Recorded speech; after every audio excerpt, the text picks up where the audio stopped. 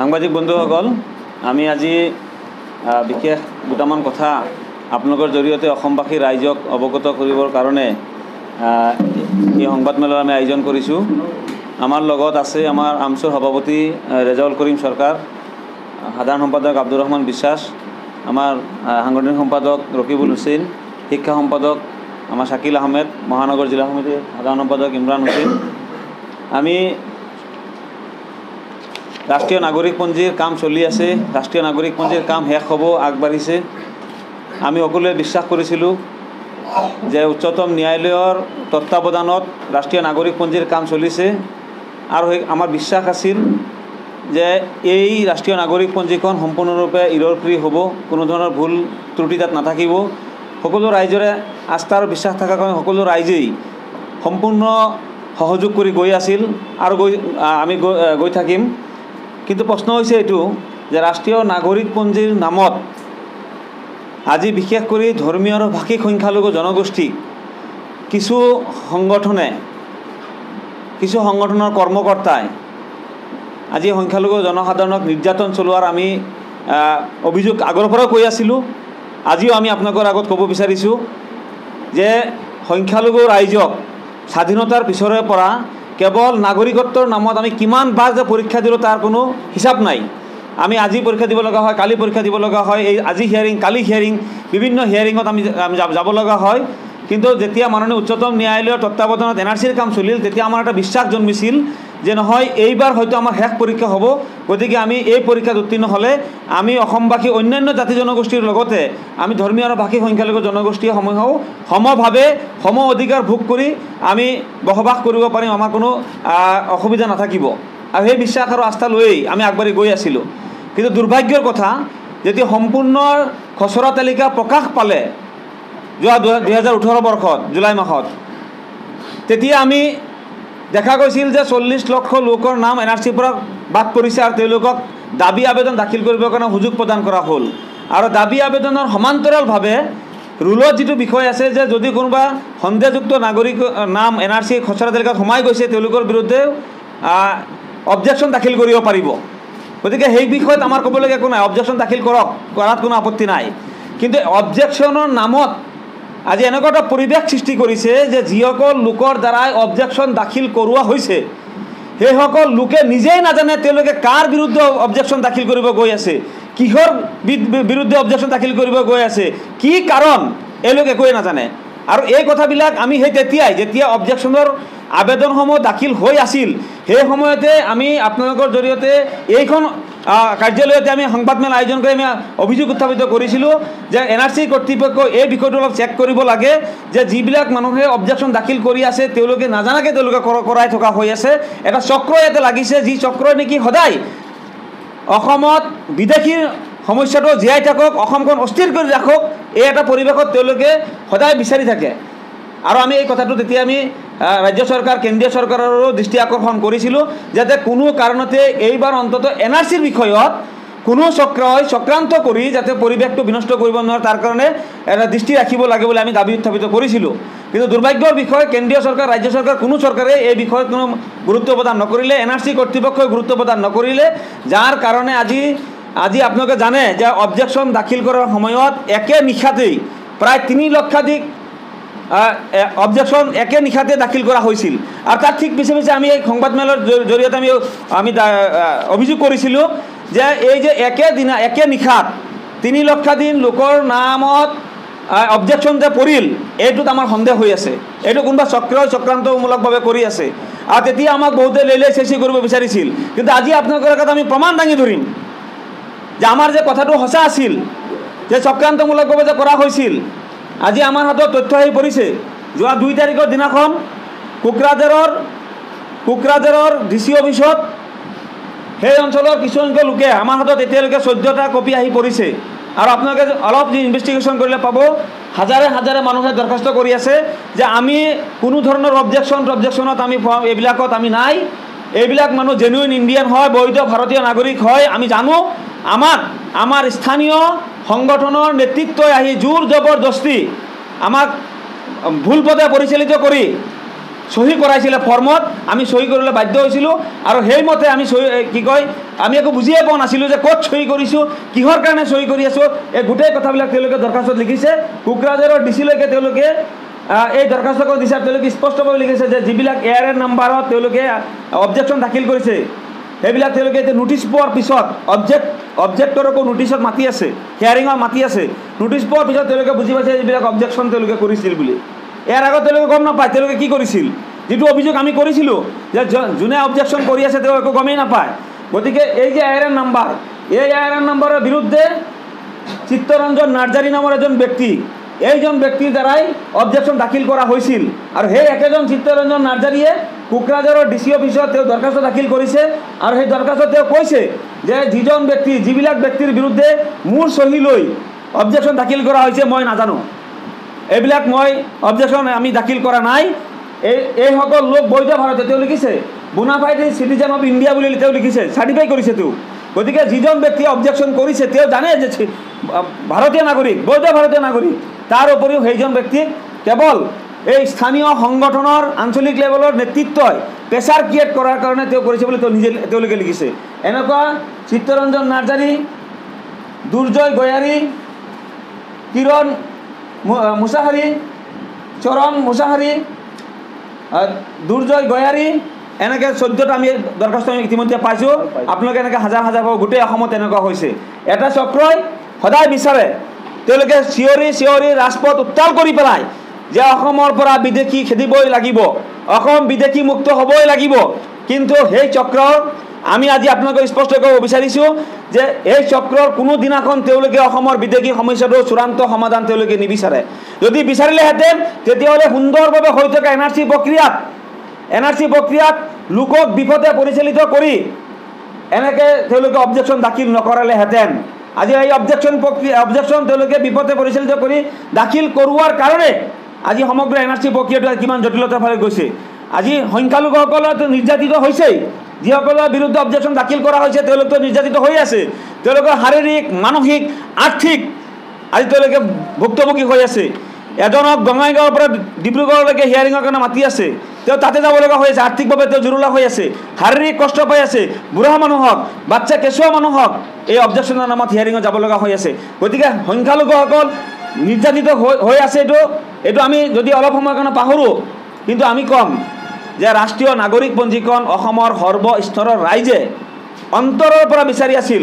সংখ্যালঘু কওক, সংখ্যাগুৰু কওক, হিন্দু কওক, মুছলমান কওক, প্ৰতিটো জনগোষ্ঠীৰ, প্ৰতিটো ধৰ্মৰ লোকে বিচাৰি আছে যে শুদ্ধ এখন NRC অসমত প্ৰকাশ পাব লাগে, অসমৰ বিদেশী সমস্যাটোৰ চূড়ান্ত সমাধান হ'ব লাগে। এই সমস্যাটোক লৈ, বিদেশীৰ সমস্যাটোক লৈ আজি অত বছৰে যিমান ৰাজনীতি চলি আছে, এই ৰাজনীতিটো চিৰজীৱনৰ কাৰণে বন্ধ হ'ব লাগে।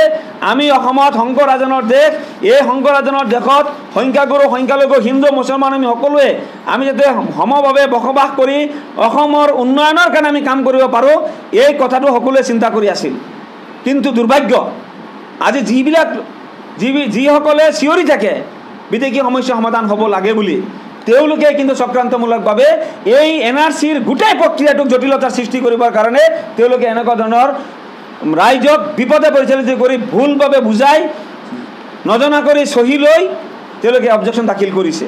গতিকে আজি আমি আপোনালোকৰ জৰিয়তে আমি অসমবাসী ৰাইজক জনাব বিচাৰিছোঁ যে সংখ্যালঘু জনসাধাৰণে নিৰ্যাতন সহ্য কৰি হ'লেও, অত্যাচাৰ সহ্য কৰি হ'লেও অসম আৰু অসমীয়া জাতিৰ স্বাৰ্থত, অসমৰ উন্নয়নৰ স্বাৰ্থত NRCৰ কামত সহযোগ কৰি গৈ আছে আৰু গৈ থাকিব। মাননীয় উচ্চতম ন্যায়ালয়ৰ প্ৰতি আমাৰ সম্পূৰ্ণ বিশ্বাস আৰু আস্থা আছে। উচ্চতম ন্যায়ালয়ে আমাৰ অসমীয়া ৰাইজক ন্যায় প্ৰদান কৰিব, বিদেশী মুক্ত এখন NRC প্ৰস্তুত কৰিব। কিন্তু আমি আজি আপোনালোকৰ জৰিয়তে অসমবাসী ৰাইজক আমি সাৱধান কৰিব বিচাৰিছোঁ যে যি চক্ৰই সদায় আজি আমাৰ অসমীয়া ৰাইজক আৱেগিক কৰি তেওঁলোকে ভুল পথে পৰিচালিত কৰিব বিচাৰে, সেই তেনেকুৱা চক্ৰান্তৰ পৰা আমি অলপ আঁতৰি আহিব লাগে। সেই চক্ৰান্তকাৰীসকলক যাতে আমি শিক্ষা দিব লাগে, চক্ৰান্তকাৰীসকলে যাতে কোনো কাৰণতে আমাৰ ৰাইজক আৱেগিক কৰি ভুল পথে আৰু ভৱিষ্যতে পৰিচালিত কৰিব নোৱাৰে, তাৰ কাৰণে আমি আজি আপোনালোকৰ জৰিয়তে ৰাইজক আমি সাৱধান কৰিব বিচাৰিছোঁ। আৰু এই যে দৰখাস্তবিলাক যে আমি আপোনালোকক দেখাইছোঁ, এই দৰখাস্তবিলাক স্বতঃস্ফূৰ্তভাৱে ৰাইজে দিছে। স্বতঃস্ফূৰ্তভাৱে কোকৰাঝাৰৰ DC অফিচত তেওঁলোকে জমা কৰিছে। কোকৰাঝাৰৰ DC অফিচে এইবিলাক একচেপ্ট কৰিছে।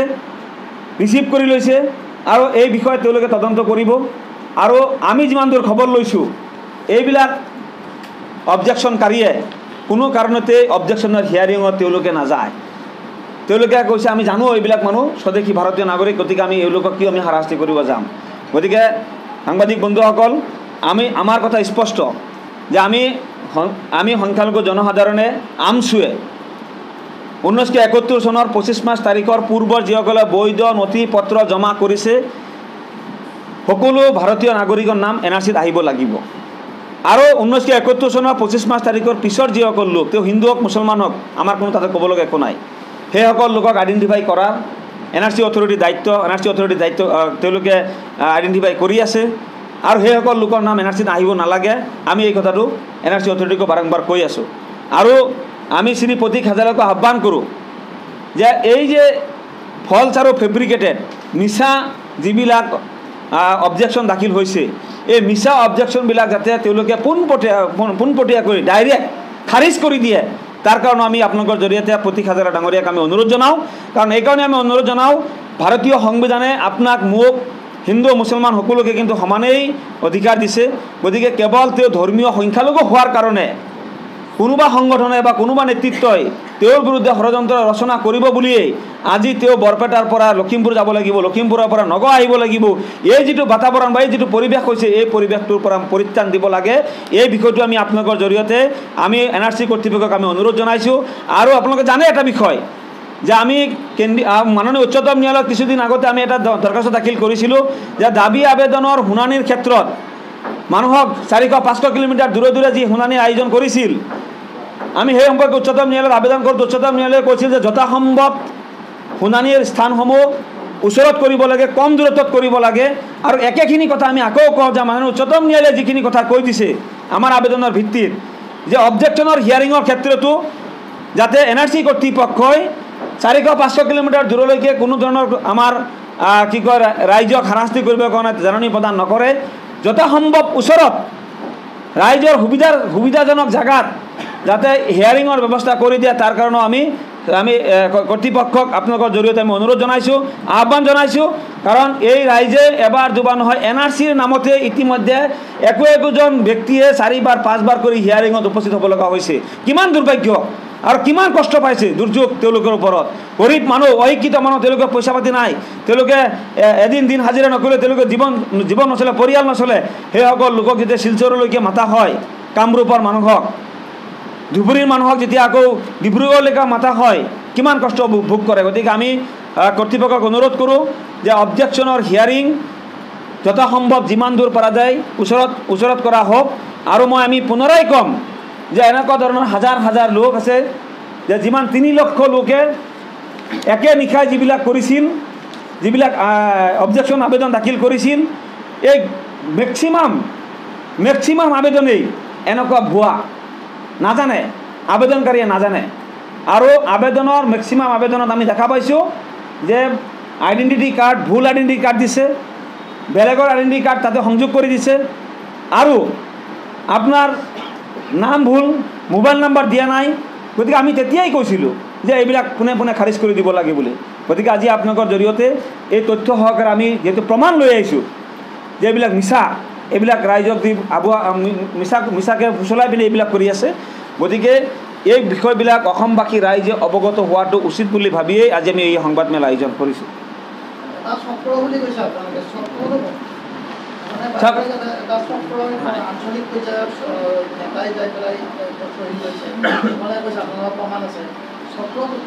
চাওক, এই দৰখাস্তখনত স্পষ্টভাৱে লিখা আছে, ইয়াতে লিখিছে নাৰাবাৰী আঞ্চলিক FC office suddenly some boys of Narabari Anchalik FC office visited my house and told me that my signature along with xerox copy of my voter ID card is required, and they forcefully took my signature on a printed form. Accordingly, they had taken my signature in 10 numbers of printed form.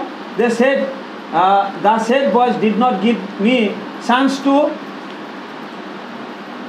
read out the said forms.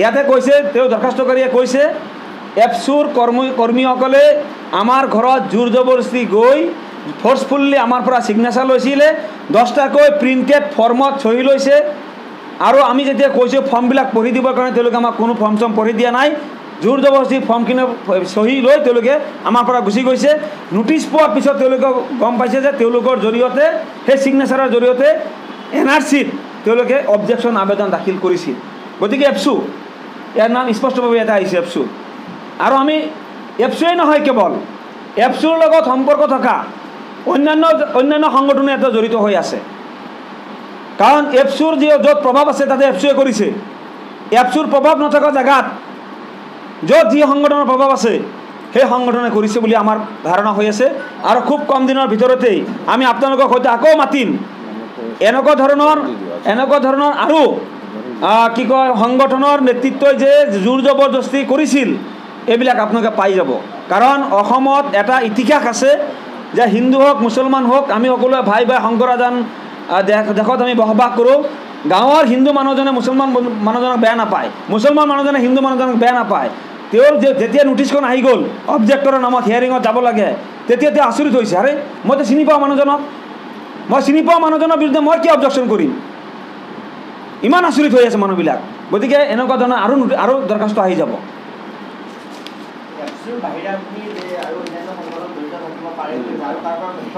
মই স্পষ্টকৈ আপোনালোক কৈছোঁ কথাখিনি এনেকুৱা ধৰণৰ আজি আমি এপছুৰ কথাটো ইয়াত আহিছে এপছুৰ লগত ৰিলেটেড আৰু আদাৰ সংগঠন যিবিলাকে অবজেকশ্যন কৰিছে বুলি অসমৰ সংবাদ মাধ্যমত তেওঁলোকে ডাইৰেক্টলি কৈছে অবজেকশ্যন কৰিব লাগে তাত আপোনালোকে জানে অসমৰ জাতীয় সংগঠন বুলি আছু তাতে আছু নিজেও ডাইৰেক্টলি কৈ আছে এতিয়া মই আপোনালোকক কৈছোঁ বঙাইগাঁৱৰ বৈতামাৰীৰ পৰা মোৰ পঞ্চায়তত যেতিয়া অবজেকশ্যন কৰিছে মই সেইটো পিছত আপোনালোকক তথ্য দিম যে ভোটাৰ আই কাৰ্ডত নাম আছে যদি কিবা জ্যোতিষ দাস সেই ভোটাৰ আই কাৰ্ডৰ যেতিয়া মই নাম্বাৰটো মাৰা হয় তেতিয়া চকিনা বিবি ওলায় সেইটো মেনিপুলেট কৰা হৈছে গতিকে এনেকুৱা ধৰণৰ কমপ্লেইন কৰা হৈছে আমি স্পষ্ট সেইকাৰণে কৈছোঁ আমি বাৰে বাৰে কৈ আহিছিলোঁ যে তেতিয়া আমি এই অফিচতে সংবাদমেলযোগে কৈছিলোঁ আমাক বহুতেও সেইটো কৈছে যে অবজেকশ্যন কৰাত আপত্তি আছে নেকি আপোনালোকৰ আমাৰ কোনো আপত্তি নাই আমাৰ কথা হৈছে 71 আৰু 25 মাৰ্চক ভিত্তি কৰি এখন শুদ্ধ নাগৰিকপঞ্জী প্ৰস্তুত হ'ব লাগে আৰু ইয়াত কোনো বিদেশী থাকিব নালাগে কিন্তু এই NRCখন কৰিব যাওঁতে যাতে কোনো বৈধ ভাৰতীয় নাগৰিকে যাতে অত্যাচাৰৰ সন্মুখীন নহয় কিন্তু আজি অসমৰ একাংশ সংগঠনে আজি যি ধৰণে মানসিক আৰ্থিক শাৰীৰিকভাৱে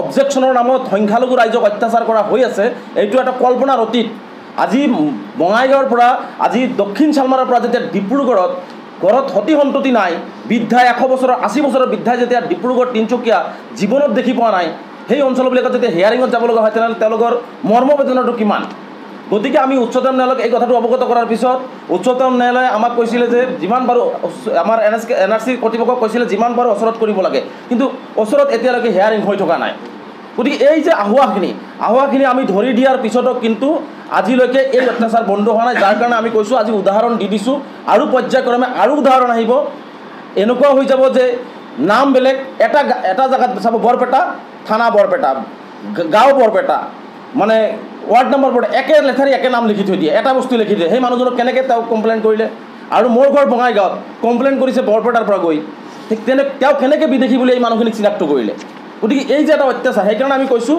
যে স্বচ্ছ আৰু নিকা এখন NRC অসমত যাতে আমি সকলোৱে বিচাৰিছোঁ সকলো ৰাইজে কিন্তু বিচাৰি আছে কিন্তু একাংশ দল সংগঠনে বিদেশীৰ সমস্যাটো জীয়াই ৰাখি নিজৰ ৰাজনৈতিক হওক অৰাজনৈতিক হওক স্বাৰ্থ পূৰ্ণাৰ্থে এই বিদেশী সমস্যাটো সমাধান কৰাৰ কাৰণে যিসকলে অবজেকশ্যন কৰিছে তেওঁলোকে NRCখন বিচৰা নাই বুলি আমি স্পষ্টকৈ আজি কৈ দিছোঁ কিন্তু আমি বিচাৰিছোঁ অন্তঃকৰণৰ এখন শুদ্ধ NRC প্ৰস্তুত হওক অসমৰ ভিতৰত বিদেশী কোন আছে 71ৰ পিছত মুছলমান হিন্দু যি হওক ই আইনী প্ৰক্ৰিয়াৰ পৰা বিতৰণ কৰক আৰু এই সংখ্যালঘু ৰাইজে আৰু অসমৰ ৰাইজৰ মাজত এই যে এটা ভুল বুজাবুজি বিদেশীৰ নামত আমাৰ যে অত্যাচাৰ হৈ আছে এই অত্যাচাৰটো সম্পূৰ্ণ বন্ধ হ'বৰ কাৰণেই আমি এখন NRC বিচাৰি আহিছোঁ আৰু NRCখন যিকোনো মূল্যৰ বিনিময়ত আমাক লাগিব আৰু যদি কোনোবাই বাধা প্ৰদান কৰিছে যদি কোনোবাই ডিলে কৰাৰ চেষ্টা কৰিছে তাকো আমি চৰকাৰ বা NRC কৰ্তৃপক্ষক আহ্বান জনাম যাতে সেইখিনি ডিলে বা বাধাৰ যাতে নাহে এখন শুদ্ধ নাগৰিকপঞ্জী প্ৰতিজন ব্যক্তিয়ে পায় আৰু ভাৰতীয় নাগৰিকে যাতে অত্যাচাৰৰ সন্মুখীন নহয় তাৰ কাৰণে ব্যৱস্থা ল'বৰ কাৰণে আমি NRC কৰ্তৃপক্ষক জনাইছোঁ আমি প্ৰয়োজনত উচ্চতম ন্যায়ালয়ত জনাই আহি আছোঁ যিহেতু উচ্চতম ন্যায়ালয়ৰ তত্ত্বাৱধানত হৈ আছে প্ৰয়োজনত আমি আকৌ উচ্চতম ন্যায়ালয়ত এখন শুদ্ধ নাগৰিকপঞ্জীৰ কাৰণে যিমান দূৰ ব্যৱস্থা ল'ব লাগে সদৌ অসম সংখ্যালঘু ছাত্ৰ পৰিয়ালে ল'ব